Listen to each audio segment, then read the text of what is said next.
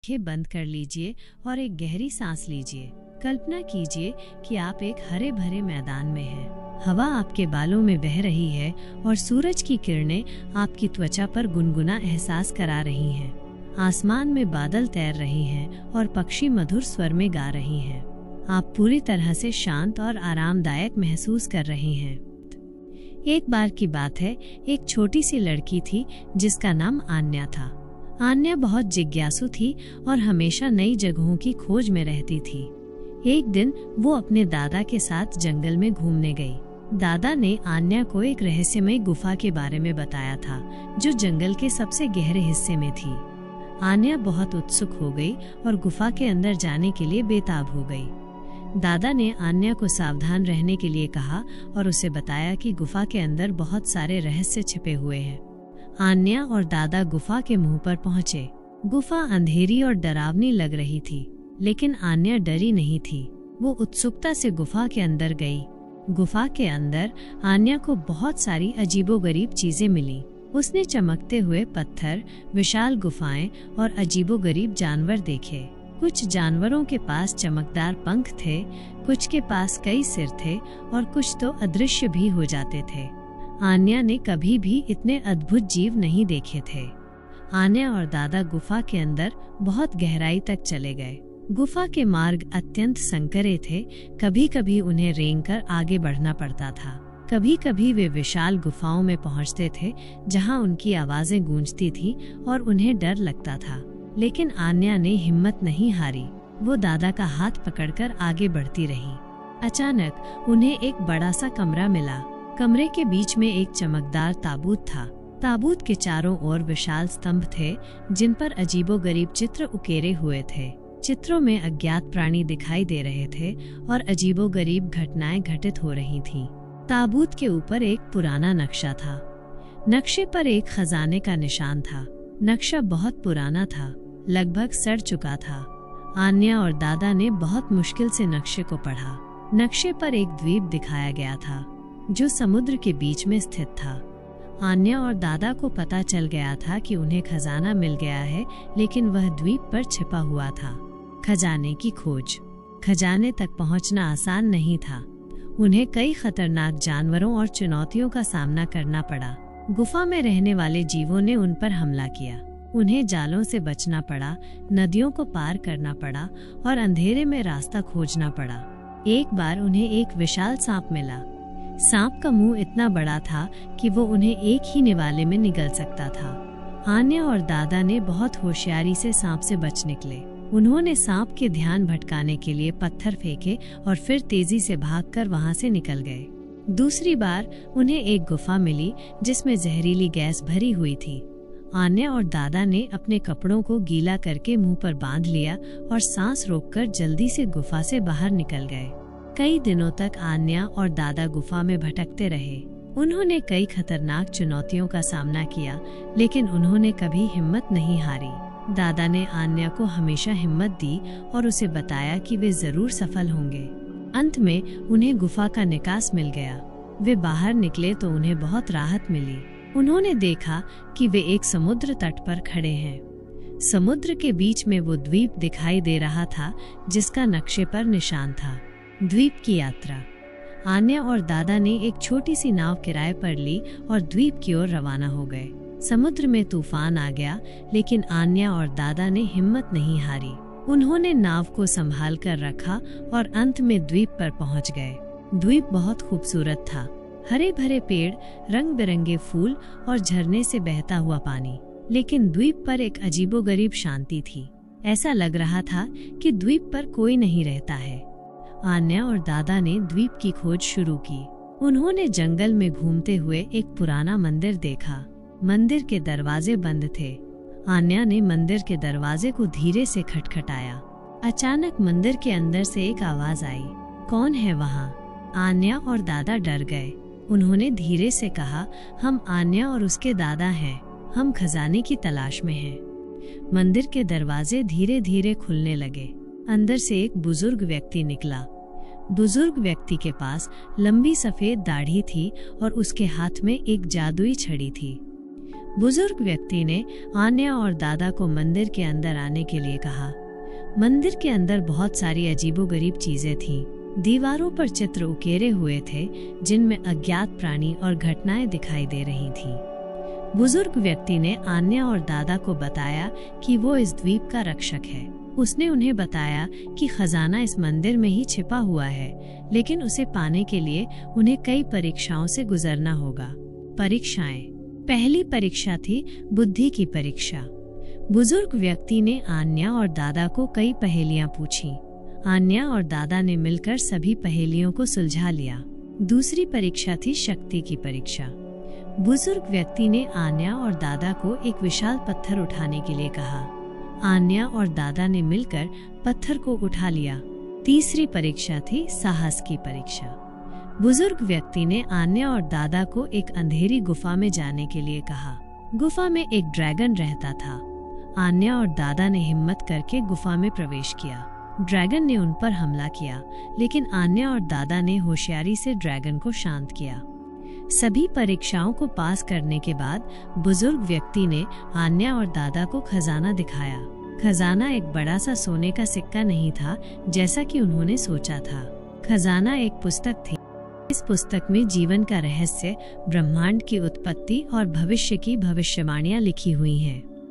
बुजुर्ग व्यक्ति ने आन्या से कहा, यह पुस्तक तुम्हें सौंपता हूँ। तुम इस पुस्तक का ज्ञान दुनिया के साथ बांट सकती हो, लेकिन याद रखना, इस ज्ञान का इस्तेमाल अच्छे कार्यों के लिए करना। आन्या और दादा ने बुजुर्ग व्यक्ति को धन्यवाद दिया और पुस्तक लेकर द्वीप से वापस लौट आए। उन्होंने पुस्तक को एक सुरक्षित जगह पर छुपा दिया और इसका अध्ययन शुरू कर दिया। ज्ञान का प्रसार।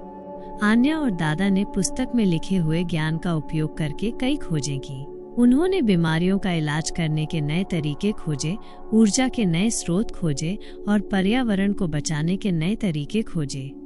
आन्या और दादा ने अपने ज्ञान को दुनिया के साथ साझा किया। उन्होंने स्कूलों में बच्चों को पढ़ाया, कॉलेजों में व्याख्यान दिए और टेलीविजन पर कार्यक्रम प्रस्तुत किए। आन्या और दादा के काम से दुनिया बदल गई। लोग बीमारियों से मुक्त हो गए, ऊर्जा की समस्या हल हो गई और पर्यावरण स्वच्छ हो गया। एक नई दुनिया। आन्या और दादा की कहानी दुनिया भर में फैल गई। लोग उन्हें एक नायक मानने लगे। आन्या और दादा ने एक ऐसी दुनिया का निर्माण किया जहां सभी लोग खुश थे और शांति से रहते थे। आन्या और दादा बहुत खुश थे। उन्होंने अपनी जिंदगी का लक्ष्य पूरा कर लिया था। उन्होंने दुनिया को एक बेहतर जगह बनाने में मदद की। आन्या और दादा बहुत बूढ़े हो गए थे। एक दिन वे दोनों एक साथ बैठे थे। वे अपने बीते हुए दिनों को याद कर रहे थे। आन्या ने दादा से कहा, दादा, हमने बहुत कुछ किया है। हमने दुनिया को बदल दिया है। दादा ने मुस्कुराते हुए कहा, हाँ आन्या, हमने बहुत कुछ किया है, लेकिन ये सब तुम्हारी वजह से संभव हुआ। तुम बहुत होशियार और साहसी हो। आन्या ने दादा को गले लगा लिया। वे दोनों बहुत खुश थे। कहानी का संदेश। ये कहानी हमें बताती है कि अगर हम मेहनत करें और दृढ़ निश्चयी रहें तो हम कुछ भी हासिल कर सकते हैं। हमें हमेशा अच्छे काम करने चाहिए और दूसरों की मदद करनी चाहिए। कहानी बनाते हैं। कहानी का शीर्षक आकाश और सागर की अंतरिक्ष यात्रा। कहानी। एक बार की बात है, एक छोटा सा लड़का था जिसका नाम आकाश था और एक छोटी सी लड़की थी जिसका नाम सागर था। दोनों ही बहुत जिज्ञासु और साहसी थे। वे हमेशा नई नई चीजें सीखना और नई जगहों की खोज करना चाहते थे। एक दिन उन्हें एक पुरानी तिजोरी मिली। तिजोरी में एक पुराना नक्शा और एक चमकदार पत्थर था। नक्शे पर एक अज्ञात ग्रह दिखाया गया था और पत्थर में एक अजीब सी चमक थी। आकाश और सागर ने इंटरनेट पर खोज की और पाया कि ये पत्थर एक अंतरिक्ष यान को चलाने के लिए इस्तेमाल किया जा सकता है। वे बहुत उत्साहित हो गए और उन्होंने तुरंत एक अंतरिक्ष यान बनाने का फैसला किया। उन्होंने अपने घर में ही एक छोटा सा अंतरिक्ष यान बनाया। उन्होंने पुराने टीवी, रेडियो और अन्य इलेक्ट्रॉनिक उपकरणों का इस्तेमाल करके अंतरिक्ष यान के लिए जरूरी उपकरण बनाए। जब अंतरिक्ष यान तैयार हो गया तो आकाश और सागर ने उसमें बैठकर नक्शे में दिखाए गए ग्रह की ओर उड़ान भर दी। अंतरिक्ष यान बहुत तेजी से उड़ रहा था और आकाश और सागर खिड़की से बाहर देखकर बहुत खुश थे। उन्होंने अंतरिक्ष में कई अद्भुत चीजें देखी। उन्होंने चमकते हुए तारे, धूमकेतु और उल्कापिंड देखे। उन्होंने अंतरिक्ष में तैरते हुए अंतरिक्ष यात्रियों को भी देखा। विस्तृत साहस। जैसा कि हम जानते हैं, आकाश और सागर ने एक रहस्यमय नक्शा और एक चमकदार पत्थर की मदद से एक अंतरिक्ष यान बनाया था और एक अज्ञात ग्रह की यात्रा पर निकले थे। ग्रह पर एक नई शुरुआत। ग्रह पर उतरने के बाद आकाश और सागर ने जल्दी ही महसूस किया कि ये ग्रह सिर्फ खूबसूरत ही नहीं बल्कि बहुत ही रहस्यमय भी है। पेड़ों की पत्तियां चमकती थीं, नदियों का पानी नीला नहीं बल्कि हरा था और जानवरों की आवाजें बिल्कुल अलग थीं। उन्होंने जल्द ही स्थानीय जीवों से दोस्ती कर ली। इन जीवों को एलियन कहा जाता था। एलियन बहुत बुद्धिमान थे और उन्होंने आकाश और सागर को अपनी भाषा सिखाई। एलियन ने उन्हें बताया कि यह ग्रह नियो कहलाता है और यहाँ एक प्राचीन सभ्यता रहती थी। नियो ग्रह का रहस्य। आकाश और सागर ने एलियन से नियो ग्रह के इतिहास के बारे में जाना। उन्हें पता चला कि नियो ग्रह पर एक बार एक बहुत ही शक्तिशाली सभ्यता रहती थी, लेकिन एक बड़े युद्ध के कारण यह सभ्यता नष्ट हो गई थी। एलियन ने आकाश और सागर को एक प्राचीन मंदिर में ले गए। मंदिर में एक विशाल पुस्तकालय था जिसमें इस सभ्यता के सभी ज्ञान संग्रहित था। आकाश और सागर ने इस पुस्तकालय में कई दिन बिताए और इस सभ्यता के बारे में बहुत कुछ सीखा। एक नया खतरा। जब आकाश और सागर मंदिर में थे तो उन्हें पता चला कि नियो ग्रह पर एक और खतरा मंडरा रहा है।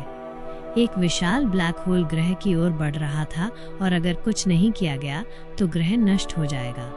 आकाश और सागर ने एलियन के साथ मिलकर इस समस्या का समाधान निकालने का फैसला किया। उन्होंने मंदिर में एक प्राचीन मशीन खोजी जो ब्लैक होल को रोक सकती थी, लेकिन मशीन को चलाने के लिए बहुत अधिक ऊर्जा की जरूरत थी।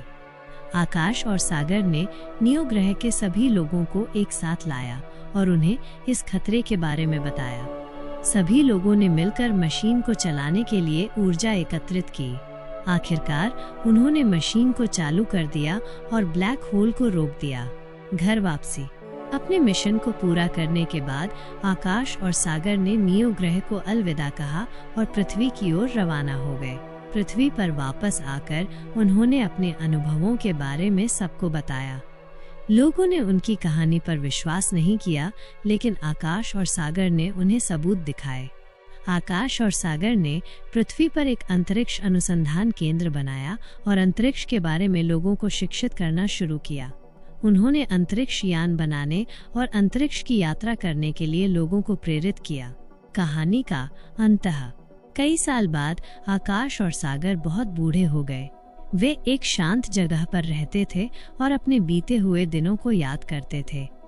वे बहुत खुश थे कि उन्होंने ब्रह्मांड के बारे में इतना कुछ सीखा था और उन्होंने दुनिया को एक बेहतर जगह बनाने में मदद की थी। जादुई बांसुरी की कहानी।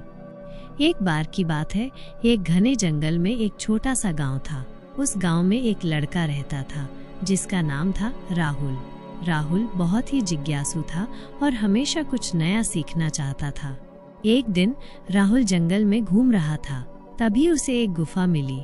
गुफा के अंदर बहुत अंधेरा था।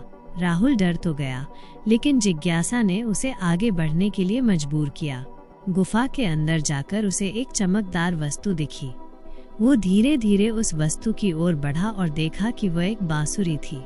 बांसुरी बहुत खूबसूरत थी और उसमें से एक अजीब सी चमक निकल रही थी।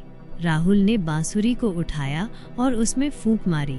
जैसे ही राहुल ने बांसुरी में फूंक मारी, एक अद्भुत बात हुई। जंगल के सभी जानवर बांसुरी की धुन पर नाचने लगे। हाथी, हिरण, शेर सभी बांसुरी की धुन पर थिरक रहे थे।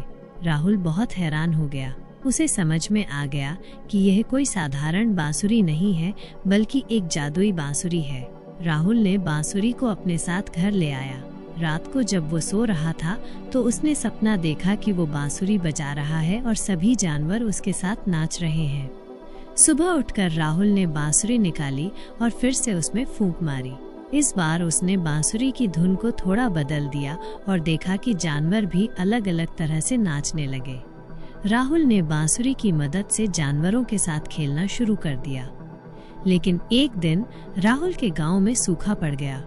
नदी सूख गई और फसलें बर्बाद हो गईं। गांव वाले बहुत दुखी थे। राहुल ने सोचा कि वो अपनी जादुई बांसुरी की मदद से गांव वालों की मदद कर सकता है। राहुल ने बांसुरी बजाकर बादलों को बुलाया। थोड़ी देर बाद आसमान में काले बादल छा गए और बारिश होने लगी। गांव वाले बहुत खुश हुए और उन्होंने राहुल को धन्यवाद दिया। राहुल ने अपनी जादुई बांसुरी की मदद से गांव वालों की बहुत मदद की। उसने बीमार लोगों को ठीक किया, खोए हुए जानवरों को ढूंढा और गांव में खुशियां लाई। राहुल हमेशा याद रखता था कि जादुई शक्तियों का इस्तेमाल अच्छे कामों के लिए करना चाहिए और वो अपनी जादुई बांसुरी की मदद से हमेशा लोगों की सेवा करता रहा। कहानी का संदेश: ये कहानी हमें सिखाती है कि हमारे पास जो भी शक्ति है उसे दूसरों की भलाई के लिए इस्तेमाल करना चाहिए। हमें हमेशा दूसरों की मदद करनी चाहिए और मुश्किल समय में उनके साथ खड़े रहना चाहिए। जादुई बांसुरी की दूसरी श्रृंखला, रहस्यमयी द्वीप। राहुल और उसकी जादुई बांसुरी की कहानी अब एक नए मोड़ पर पहुंच गई है। बांसुरी की ख्याति दूर दूर तक फैल गई थी और एक दिन एक रहस्यमयी नाविका उसके गांव आई। वो नाविका एक प्राचीन नक्शा लेकर आई थी जिसमें एक खजाने के द्वीप का जिक्र था। नक्शे के अनुसार यह खजाना एक जादुई बांसुरी की रक्षा में था। नाविक ने राहुल से कहा कि वो जानता है कि राहुल के पास जादुई बांसुरी है और उसे उम्मीद है कि राहुल उसके साथ इस खजाने को खोजने जाएगा। राहुल बहुत उत्साहित हो गया और उसने नाविका के साथ जाने का फैसला किया। राहुल और नाविका ने एक छोटी सी नाव ली और खजाने के द्वीप की ओर रवाना हो गए। रास्ते में उन्हें कई तरह के रोमांच आए। उन्होंने समुद्री राक्षसों से लड़ाई की, विशाल समुद्री जीवों को देखा और खूबसूरत समुद्री दृश्य का आनंद लिया। अंत में वे खजाने के द्वीप पर पहुंच गए। द्वीप बहुत खूबसूरत था।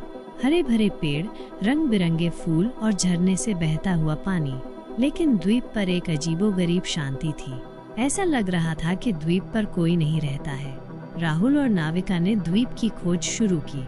उन्होंने जंगल में घूमते हुए एक पुराना मंदिर देखा। मंदिर के दरवाजे बंद थे। राहुल ने मंदिर के दरवाजे को धीरे से खटखटाया।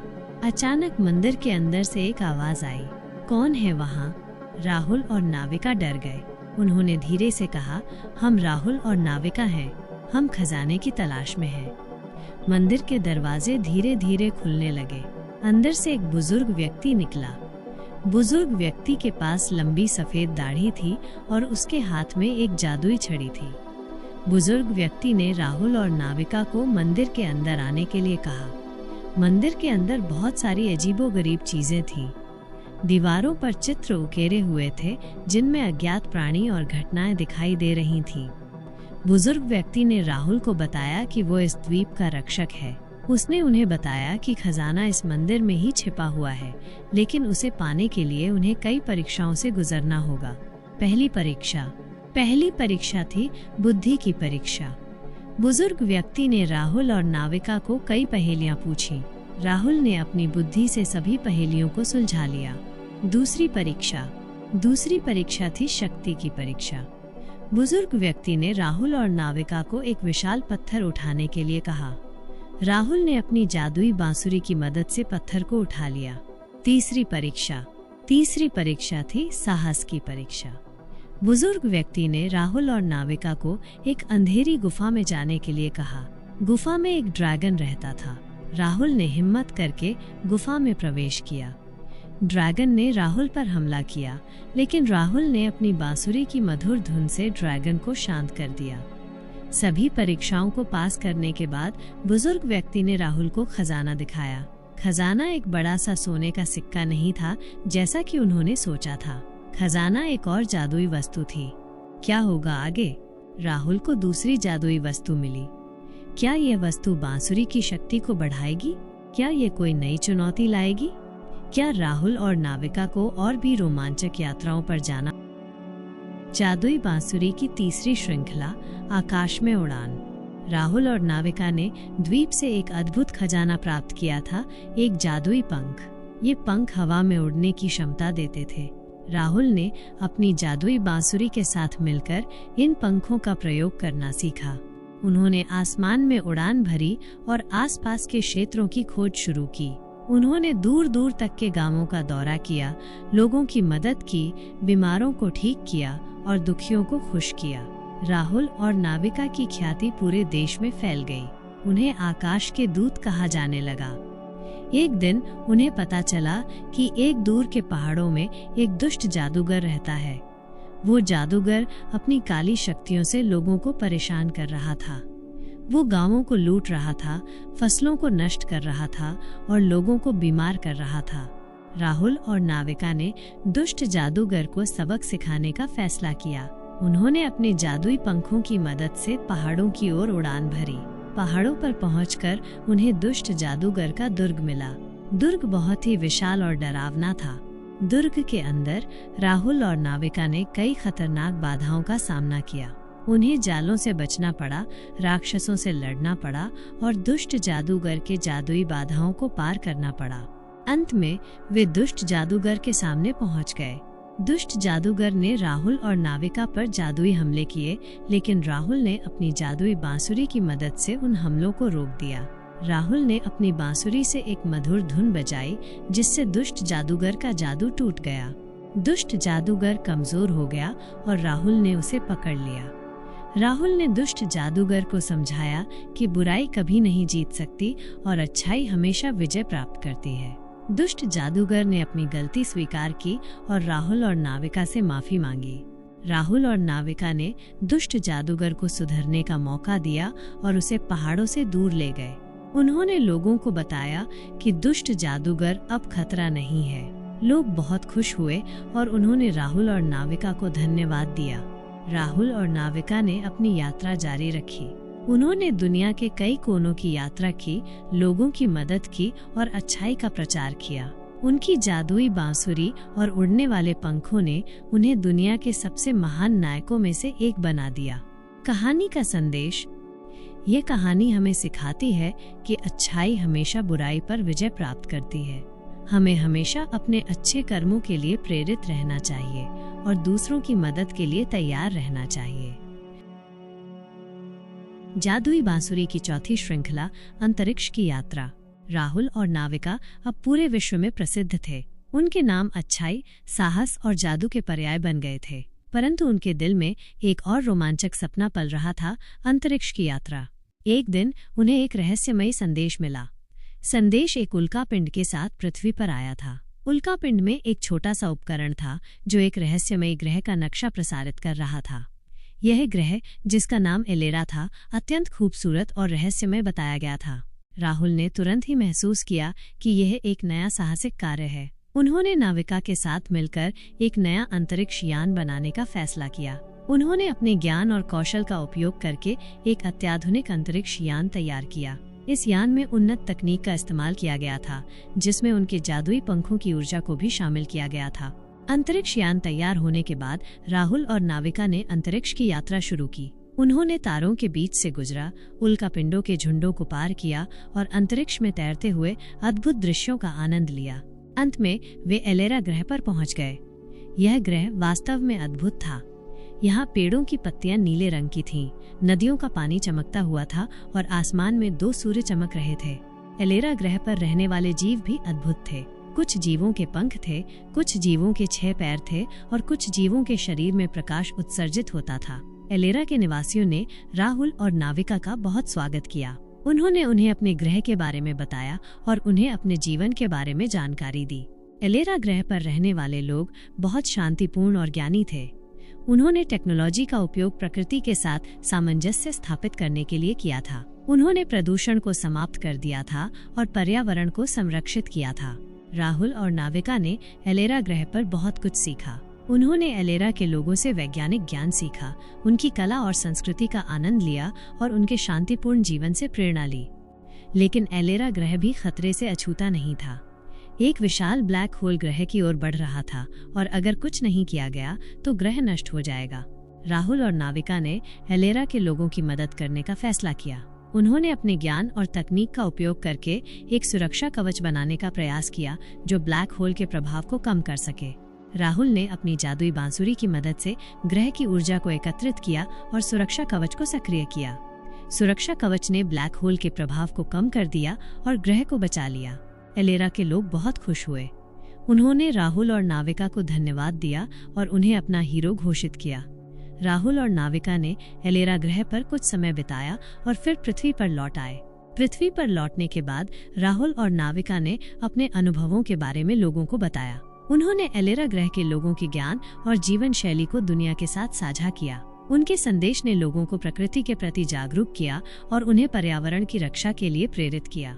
राहुल और नाविका ने अपनी यात्राओं के माध्यम से साबित किया कि अच्छाई हमेशा विजय प्राप्त करती है और ज्ञान और सहयोग से हम किसी भी चुनौती का सामना कर सकते हैं।